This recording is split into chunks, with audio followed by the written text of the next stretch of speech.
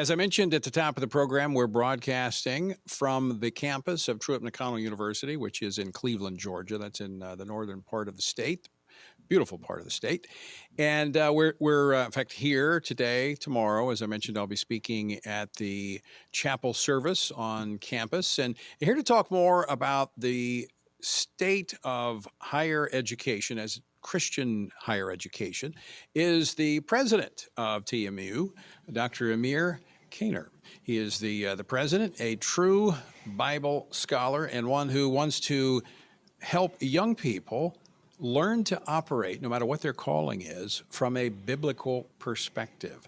Dr. Caner, welcome to Washington Watch once again. It's good to be back. Well, let's talk about it. You heard the conversation I had with Will Wade, state representative here in Georgia, about Georgia's efforts to try to get CRT out of the classroom, other radical ideologies that are anti-American, really human dignity, quite frankly, clearly running afoul of America's idea of all men being created equal. Let's talk about Christian higher education, because some would say, well, we just got to get our kids away from CRT to get them into Christian education and they'll be safe. And you have to realize that in Christian education, I think there are really three types of Christian universities. One's what I call Chinos. They're only Christian in name only. They have a heritage in the past, but they don't have any significant value in terms of a biblical worldview. You then have those who are mixed.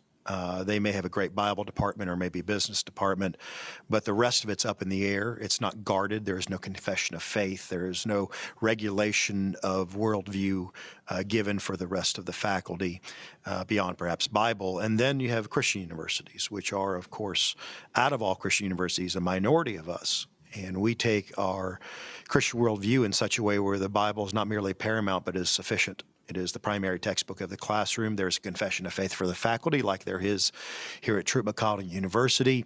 And when students are taught, they are taught to understand all perspectives, but there's a recognition and confirmation of biblical worldview.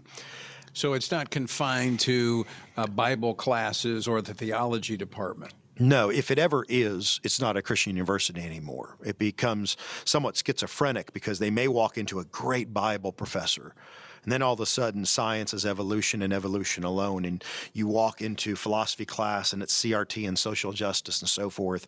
You go into English and it's transgenderism, and you'd be stunned. And then you see it, of course, not only enveloped in the classroom, but outside the classroom. You'll notice that there are groupings of students that are now grouped according to identity politics. Right.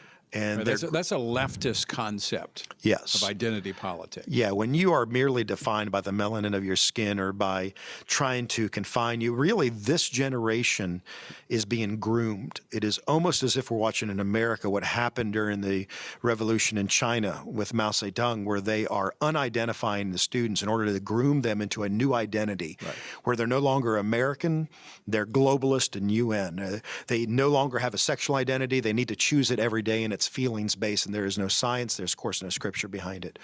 And that's the opposite of what made America, because America has a unifying idea and concept. In fact, our motto, out of the many, one. I mean, it is bringing together based upon not some ethnic characteristic or preference in sexual activity, but it is an idea that is what birthed America, and that's what's being torn apart in our educational institutions and some Christian educational institutions. Yeah, and I'd say purposefully torn apart. This is the beginning phase of it, and it's not merely purposeful in its intent, but it's indoctrinating in its outcome. When my family moved here, right? My father Turkish, my mother Swedish. While there is a melting pot of different ethnicities, there is a true American concept and culture that most people have missed. That anyone can be a part of. That's correct. So when my wife became a United States citizen some 8 years ago now, she had to raise her hand, rightfully so, and swear exclusive allegiance to the United States, and rightfully so. And she's pretty passionate about America and the freedoms that we have because she's tasted what communism is like. Yeah, and she's given that testimony even in one of our chapels, and reminds the student that in her mind, being raised in Czechoslovakia, born, raised there until we got married, There's little difference between socialism and communism. The only difference is now the outcome. And you're starting to see that philosophy here where equity takes over for equality. Equity is a socialist concept. Equality is a capitalist and a biblical concept. And you're starting to see Christian institutions downgrade capitalism and business classes and things of this nature. I'm actually going to talk a little bit about that tomorrow in the chapel service. But let's talk about the implications of that to the influence of the gospel in the country. I think the greatest danger is now we're carving up people into leftist groups. I'm going to reach this people group or this color group or this generation. And that is antithetical to the gospel. When you plant yourself in a community, in a neighborhood, you are called to reach each and every person in that neighborhood. And when you start to have a concept minus linguistics, if they don't speak the language, that becomes a dangerous concept to the gospel, because all of a sudden the gospel is quarantined out to certain preferences, which is. Well, but Dr. Caner, it's also it's limiting because the idea of the gospel, the idea of America, it's open to everyone. It's just a matter of saying, I agree with those principles. I agree with those tenets. I want to be a part of that. You're not restricted because of the color of your skin or your background or who your mother was or your father was. It's open to everyone. We're losing that in America. We're losing it, and we're creating this generation of victimhood where they can't get out of it because their mindset is they're in it. And if you're born in a certain way, you're only privileged. And if you're born another way, you're only a victim.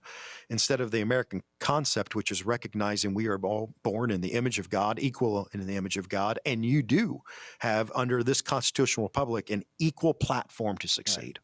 You're listening to Washington Watch. I'm your host, Tony Perkins. We are broadcasting from the campus of Truett McConnell University in Georgia, which is actually Cleveland, Georgia, up in the northern part of the state. My guest, Dr. Emir Caner. He is the president here at Truett McConnell. Let's talk a little bit, Dr. Caner, about how parents can determine whether or not a Christian institution of higher learning is a place that's safe for them to send their children so that they're not indoctrinated in a veiled way with the ideologies of the left. And using biblical terminology to do that. So if you're walking in as a prospective student and a prospective parent, I would ask certain questions of what's being taught in terms of critical race theory, and intentionally so. But you can also see it inside of the infrastructure of the university. Are they having vice presidents of diversity, equity, and inclusion, DEI, that's so popular? Using the terminology of the left. Let me just stop. Why do they do that? I think there is a fear to take a stand that is so countercultural when we have to recognize that we as believers have always been and must always be countercultural. I think you're absolutely right. I think that's what it is. It's a fear of not being accepted, and it's a desire to fit in more than it is a desire to obey God and to be distinct. I mean, Peter said that we are a peculiar people, a royal priesthood. And it's like somehow we do not want to accept what we are. We are different, and we're told to be different. It's also the lazy man's way out, because you no longer are challenging students to think for themselves, think biblically, think critically.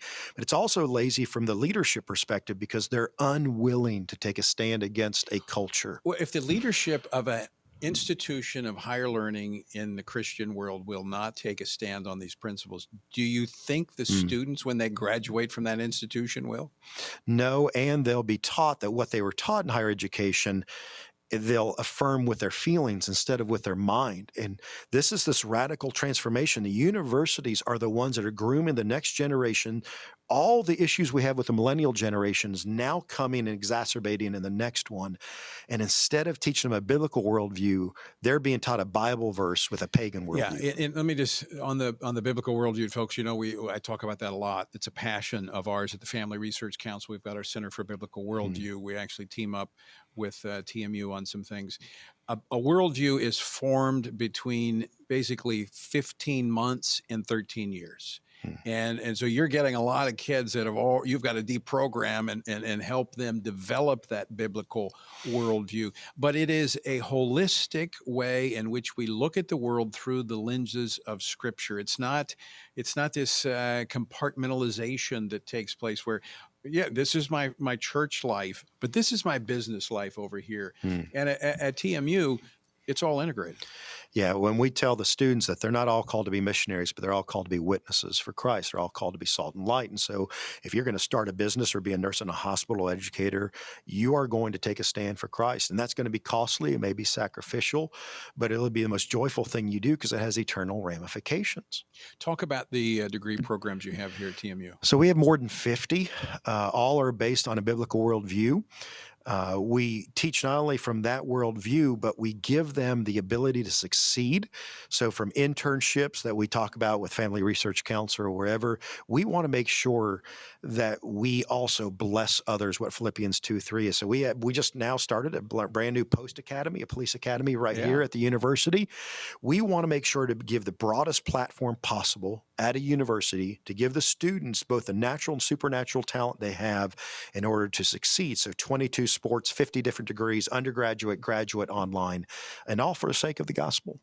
What I find so attractive about it, not only has my son gone here, and he's about to graduate, my daughter-in-law graduated from here, but the practical degrees that you offer, nursing, as you said, you have criminal justice, and I see now you're doing a project with chaplains for law enforcement. So it's very practical. So for those that want to be in so many believers, so many Christians, we're called to public service. We have a heart to serve. And some people, I'm not called to preach, but you're still called, as you said, to be a witness, and we can minister. And the best way to do that is to be equipped with a biblical worldview in all of these different realms of service. And then you train them and challenge them far more than they get at secular university, that now teaches them to be conformed into their image instead of to think for themselves and to think biblically. So they get a far greater education, a far broader education, and a far more biblical education, all within the concept of a school where we have worked very hard to make sure it's affordable. We are the third most affordable private university in all of the state of Georgia.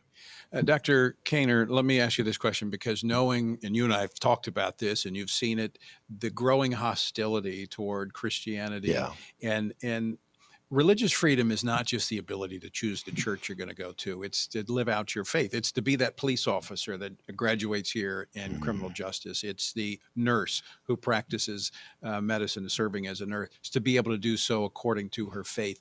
How are you equipping these students, these graduates moving into the world to be able to not just survive, but thrive in this growing hostile environment? I think the most important thing we do from a leadership stand is to show by example, and then to give them special opportunities like we have tomorrow with you coming in to speak with the Ray Newman lecture series on ethics and religious liberty, so that they hear from it on a regular basis, but also take a stand. Truett McConnell University went to the Supreme Court with abortifacient mandate along with Little Sisters of the Poor and other co-plaintiffs because it was going to be sacrificial. You remember, you didn't know who the Supreme Court justice was going to be and so on and so forth, but it was the right thing to do. And we have to show that from the top down and from the bottom up, so it's pervasive across the dorms, the classroom, and the campus. And as a result, TMU is growing. Yeah, we're now around 2,800 students when it comes to dual enrollment, undergraduate, graduate, and online. And we're just thrilled. We're in the middle of now birthing another building campaign to get more dorms and academic space on there. And of course, we're sitting here in expanded space, right, where we've just purchased. So it's exciting, but it's exciting because I get to see the students graduate and walk to be witnesses. Yeah. And you just launched a new sport. Yes, we just, in fact, had a ribbon cutting ceremony this afternoon, in beach volleyball. So the nicest beach volleyball court in all of the Southeast is in the mountains of North Georgia. Yeah, and it's a bit chilly outside. I was going to put on my swimming trunks and go out there and play a little beach volleyball, but They didn't invite decided me not either, to. so that's okay. Tomorrow, if you're in the area, you're actually invited to come and join us at the Yes. chapel service. At what time? Chapel service starts at 9:30. It's always open to the public, and it's always free. We welcome the community, and it's a very, very important chapel that we have done for years now in religious liberty and standing for life and things of this nature. So, folks, if you're in driving distance, come join us here at Truett McConnell University in the morning at 9:30. Dr. Caner, I'm going to ask you one final question. When you look at the future of Christian education, what gives you hope? The students who are drawn here, because there's a larger amount. And while you see a polarization out there, the polarization on the world side has drawn those who are distinctively Christian I think you're towards right. these universities, and they're more devout I now think than you're my absolutely right. generation I is. agree 100%. That gives me hope as Yeah. well.